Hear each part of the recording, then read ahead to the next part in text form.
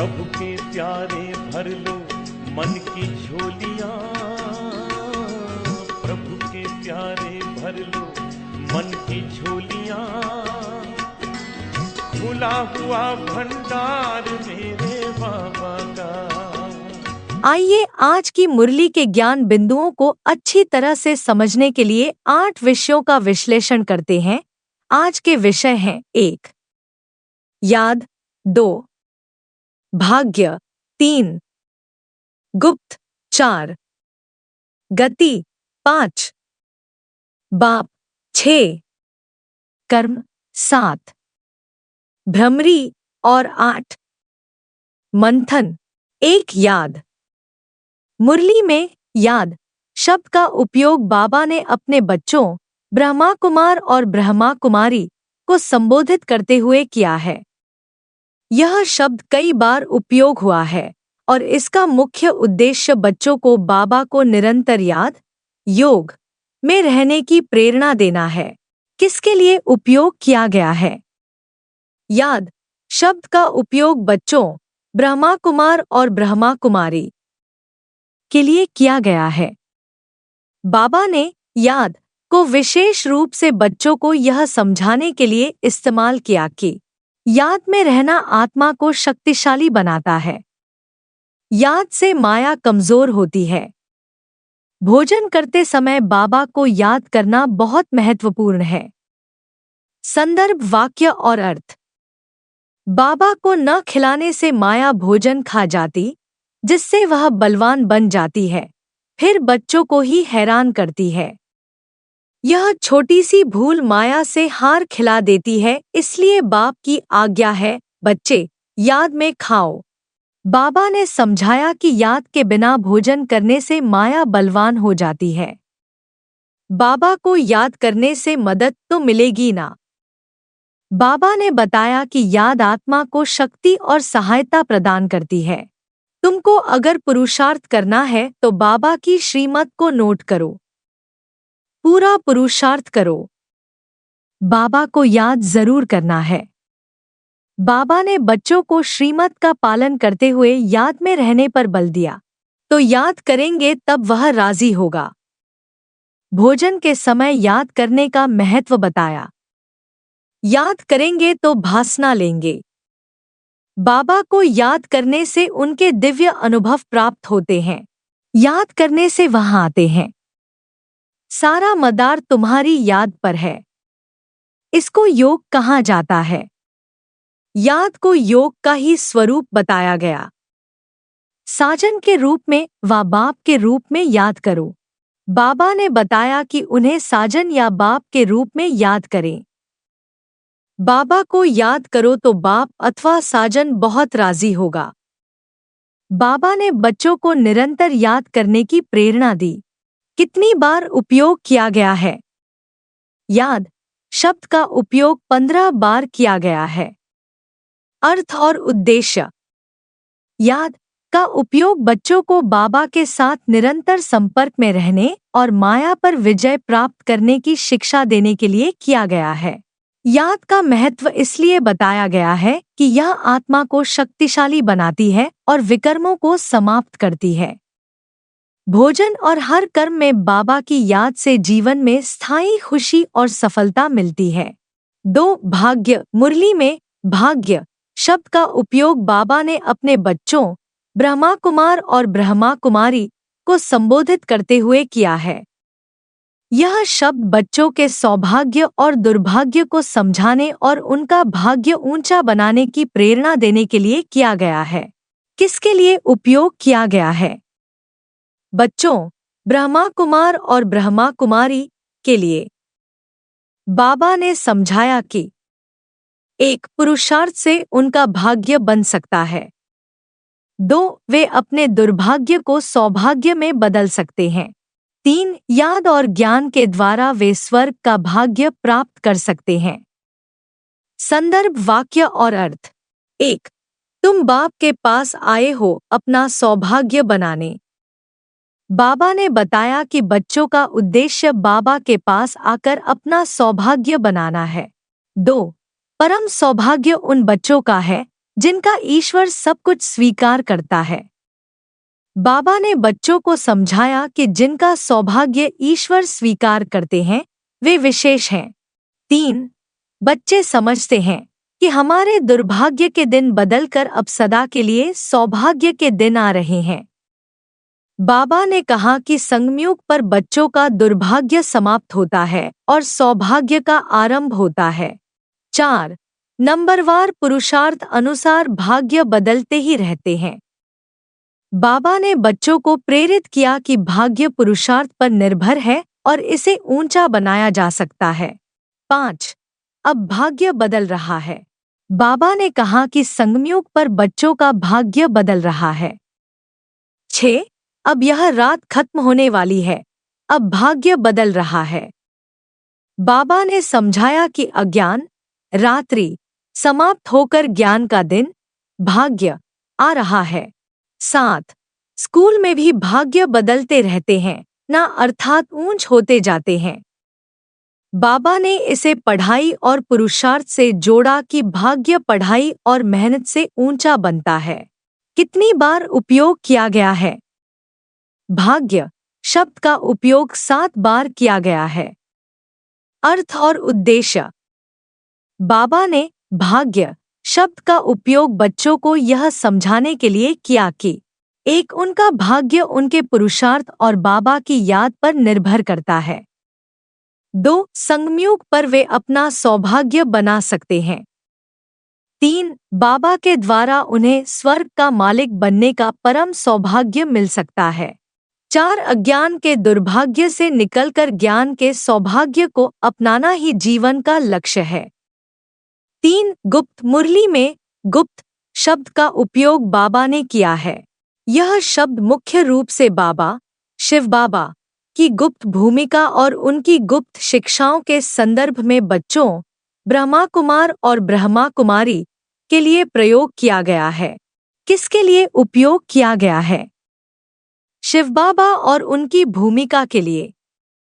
बच्चों, ब्रह्मा कुमार और ब्रह्मा कुमारी को यह समझाने के लिए कि बाबा की भूमिका और उनकी शिक्षाएं गुप्त हैं। यह बताने के लिए कि बाबा और उनकी बातें हर किसी की समझ में नहीं आ सकती। संदर्भ वाक्य और अर्थ। 1. यह तुम बच्चों बिगर कोई को पता नहीं है। बाबा गुप्त है तो उनकी बातें भी गुप्त हैं। बाबा ने समझाया कि उनकी भूमिका और शिक्षाएं गुप्त हैं और केवल उनके बच्चे ही उन्हें समझ सकते हैं। 2. बाबा गुप्त है तो उनकी बातें भी गुप्त हैं। बाबा ने बताया कि उनकी गुप्तता के कारण ही उनकी बातें साधारण मनुष्य नहीं समझ सकते। कितनी बार उपयोग किया गया है? गुप्त शब्द का उपयोग 2 बार किया गया है।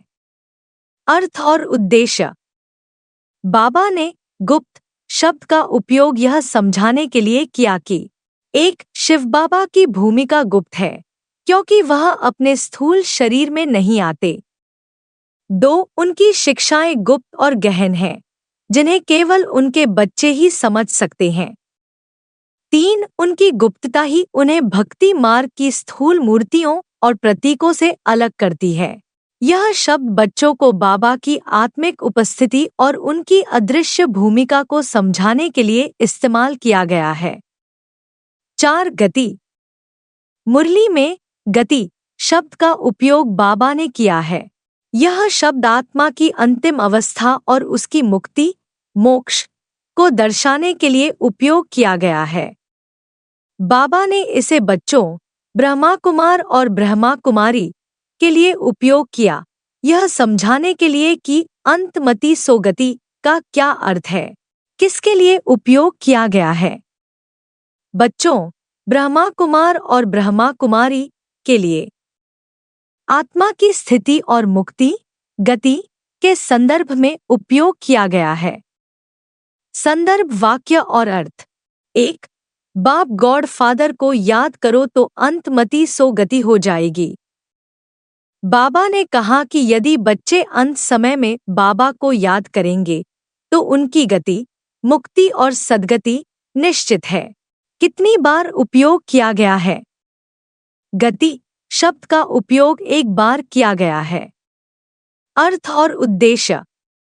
बाबा ने गति शब्द का उपयोग यह समझाने के लिए किया कि एक आत्मा की गति, अंतिम मुक्ति और सद्गति बाबा की याद और कर्मों पर निर्भर करती है।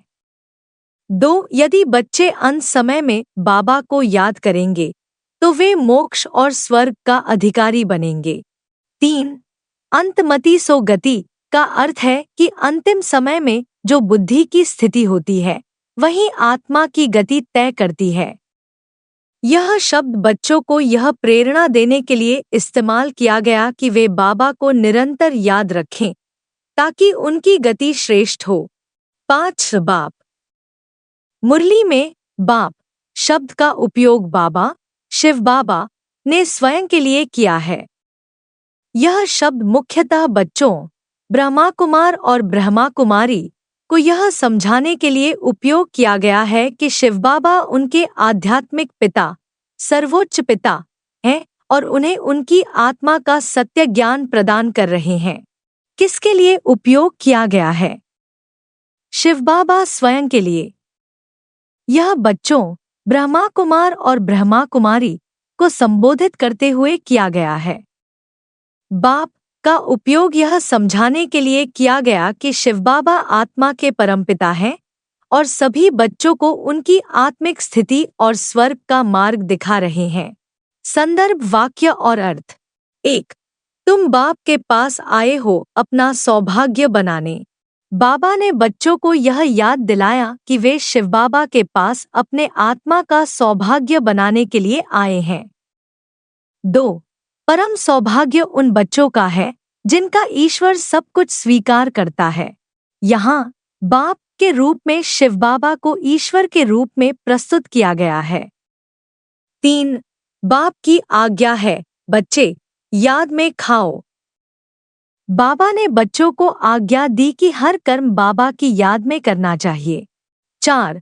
अब रात से दिन हो रहा है। यह तुम बच्चों बिगर कोई को पता नहीं है। बाबा गुप्त है। यहाँ बाबा ने बताया कि केवल बच्चे ही यह समझ सकते हैं कि शिव बाबा के ज्ञान से अज्ञानता की रात समाप्त हो रही है। 5. हम बाप के बच्चे हैं। बच्चों को उनकी आत्मा और परमपिता के रिश्ते का बोध कराया गया। 6. बाबा को याद करो तो बाप अथवा साजन बहुत राजी होगा। बाबा ने बच्चों को सिखाया कि बाप को याद रखने से उनका आत्मा परमात्मा का संबंध मजबूत होगा। 7. साजन के रूप में व बाप के रूप में याद करो। बाबा ने बताया कि बच्चे उन्हें पिता या साजन के रूप में देख सकते हैं। 8. बाप कहते हैं तुमको मेरे पास आना है। शिव बाबा बच्चों को याद दिलाते हैं कि उनकी आत्मा को परमधाम, सूक्ष्म वतन में लौटना है। कितनी बार उपयोग किया गया है? बाप शब्द का उपयोग 15 बार किया गया है। अर्थ और उद्देश्य। बाप शब्द का उपयोग यह समझाने के लिए किया गया कि 1. शिव बाबा आत्मा के सर्वोच्च पिता हैं। 2. बच्चों को अपनी आत्मा की पहचान और बाबा से अपने संबंध को याद रखना चाहिए। 3. बाबा शिव बाबा ही स्वर्ग के रक्षिता और ज्ञान के दाता है। 4. बाप शब्द से बच्चों को परमात्मा के साथ उनका आत्मिक रिश्ता स्पष्ट होता है, जिससे वे अपना जीवन आध्यात्मिक रूप से उन्नत कर सकें। 6. कर्म। मुरली में कर्म शब्द का उपयोग बाबा ने बच्चों, ब्रह्मा कुमार और ब्रह्मा कुमारी को यह समझाने के लिए किया है कि हर कर्म आत्मा के लिए महत्वपूर्ण है और उन्हें याद में रहकर श्रेष्ठ कर्म करने चाहिए। बाबा ने कर्म की शुद्धता और महत्व पर जोर दिया है। किसके लिए उपयोग किया गया है? बच्चों, ब्रह्मा कुमार और ब्रह्मा कुमारी के लिए। कर्म के संदर्भ में यह समझाने के लिए कि एक याद में रहकर कर्म करना आत्मा को ऊंचा बनाता है। 2. विकर्म आत्मा को कमजोर करते हैं। 3. सतयुग में कर्म पूरी तरह श्रेष्ठ होते हैं। संदर्भ वाक्य और अर्थ। 1. बाबा ने जो कर्म करके सिखाया है वही करने हैं। बाबा ने बच्चों को अपने कर्मों का अनुकरण करने की प्रेरणा दी। 2. जैसे कर्म मैं करता हूँ, तुम भी करो। बाबा ने बच्चों को श्रेष्ठ कर्म करने की सीख दी। 3. सतयुग में कर्म कूटते नहीं। बाबा ने सतयुग के कर्मों की शुद्धता को समझाया। 4. बाबा को तो कर्म नहीं करना है। बाबा ने अपनी निराकार स्थिति के कारण कर्म से परे होने की बात कही। 5. योग माना दौड़ी। यह बुद्धियोग की दौड़ी है। हम स्टूडेंट हैं, टीचर हमको दौड़ना सिखलाते हैं। कर्म और बुद्धियोग का संतुलन बनाने पर बल दिया गया। 6. ऐसे नहीं समझो कि दिन में सिर्फ कर्म ही करना है। कछुए मिसल कर्म कर फिर याद में बैठ जाओ। बाबा ने याद और कर्म के बीच संतुलन बनाए रखने की बात कही। कितनी बार उपयोग किया गया है? कर्म शब्द का उपयोग 6 बार किया गया है। अर्थ और उद्देश्य। बाबा ने कर्म शब्द का उपयोग बच्चों को यह समझाने के लिए किया कि एक कर्म को याद के साथ जोड़कर करने से आत्मा शक्तिशाली बनती है। 2. विकर्मों से बचने के लिए श्रीमत का पालन करना चाहिए। 3. सतयुग में किए गए कर्म शुद्ध और श्रेष्ठ होते हैं। 4. कर्म बुद्धियोग और याद का संतुलन ही जीवन को श्रेष्ठ बनाता है। इस प्रकार कर्म शब्द का उपयोग बच्चों के जीवन को श्रेष्ठ बनाने की शिक्षा देने के लिए किया गया है। 7. भ्रमरी। मुरली में भ्रमरी शब्द का उपयोग बाबा ने किया है। यह शब्द एक दृष्टांत के रूप में आत्माओं बच्चों के लिए उपयोग किया गया है, यह समझाने के लिए कि वे कैसे अपने पुरुषार्थ और ध्यान के माध्यम से दूसरों को अपने समान बना सकते हैं। किसके लिए उपयोग किया गया है? बच्चों, ब्रह्मा कुमार और ब्रह्मा कुमारी के लिए। भ्रमरी शब्द का उपयोग इस संदर्भ में किया गया है कि बच्चों को कैसे कर्म और ध्यान का संतुलन बनाए रखना चाहिए और दूसरों को भी आत्मिक ज्ञान देना चाहिए। संदर्भ वाक्य और अर्थ। 1. भ्रमरी सारा दिन भूम भू करती है, फिर कोई उड़ जाते, कोई मर जाते, वह तो एक दृष्टांत है। बाबा ने भ्रमरी का उपयोग यह समझाने के लिए किया कि आत्माओं को निरंतर पुरुषार्थ करना चाहिए और दूसरों को भी अपने समान ज्ञान देना चाहिए। 2. यहाँ तुम भूम भू कर आप समान बनाते हो। बाबा ने समझाया कि बच्चों को ध्यान और कर्म के माध्यम से दूसरों को अपने समान आत्मिक स्थिति में लाने का प्रयास करना चाहिए। कितनी बार उपयोग किया गया है? भ्रमरी शब्द का उपयोग 2 बार किया गया है। अर्थ और उद्देश्य। बाबा ने भ्रमरी शब्द का उपयोग यह सिखाने के लिए किया कि एक आत्मा को निरंतर पुरुषार्थ करना चाहिए। 2. दूसरों को अपने समान बनाने का प्रयास करना चाहिए। 3. कर्म और ध्यान के माध्यम से आत्मा की स्थिति ऊंची बनाई जा सकती है। यह दृष्टांत बच्चों को आत्मा के आध्यात्मिक प्रयास और सेवा की आवश्यकता को समझाने के लिए दिया गया है। 8. मंथन। मुरली में मंथन शब्द का उपयोग बाबा ने बच्चों ब्रह्मा कुमार और ब्रह्मा कुमारी को संबोधित करते हुए किया है। यह शब्द ज्ञान और विचारों पर गहराई से चिंतन करने, विचार सागर मंथन के लिए उपयोग किया गया है। किसके लिए उपयोग किया गया है? बच्चों ब्रह्मा कुमार और ब्रह्मा कुमारी के लिए। मंथन का उपयोग बच्चों को यह समझाने के लिए किया गया कि 1. उन्हें ज्ञान पर गहराई से विचार करना चाहिए। 2. विचार सागर मंथन से उन्हें ज्ञान की नई नई बातें और पॉइंट्स समझ में आएंगी। 3. मंथन से ही आत्मा विकर्मों से मुक्त हो सकती है। संदर्भ वाक्य और अर्थ। 1. तुम बच्चों को विचार सागर मंथन करना है। बाबा ने बच्चों को निर्देश दिया कि वे ज्ञान पर चिंतन करें और उसकी गहराई को समझें। 2. विचार सागर मंथन कर ज्ञान की पॉइंट्स निकालते हैं। बाबा ने बताया कि मंथन के माध्यम से बच्चे ज्ञान की पॉइंट्स महत्वपूर्ण बातें समझ सकते हैं। 3. गाया हुआ है ना, विचार सागर मंथन कर ज्ञान की पॉइंट्स निकालते हैं। बाबा ने ज्ञान पर मंथन की महिमा का उल्लेख करते हुए कहा कि यह आत्मा को तंदुरुस्त और विकर्मों से मुक्त करता है। 4. तुम बच्चों को विचार सागर मंथन करना है। कर्म करते दिन रात ऐसे पुरुषार्थ करते रहो। बाबा ने बताया कि मंथन के साथ साथ कर्म करते रहना भी आवश्यक है। कितनी बार उपयोग किया गया है? मंथन शब्द का उपयोग 4 बार किया गया है। अर्थ और उद्देश्य। बाबा ने मंथन शब्द का उपयोग बच्चों को यह समझाने के लिए किया कि 1. गहराई से ज्ञान पर विचार करने से उन्हें नई समझ और बोध प्राप्त होगा। 2. मंथन आत्मा को शुद्ध और शक्तिशाली बनाता है। 3. मंथन से उन्हें सृष्टि चक्र, कर्म और जीवन के गूढ़ रहस्यों को समझने में मदद मिलेगी। यह बच्चों को आध्यात्मिक ज्ञान में प्रवीण बनाने और उनकी आत्मा को शक्तिशाली बनाने का एक महत्वपूर्ण निर्देश है। ओम शांति। थैंक यू बाबा। शुक्रिया ज्ञान के सागर मेरे बाबा।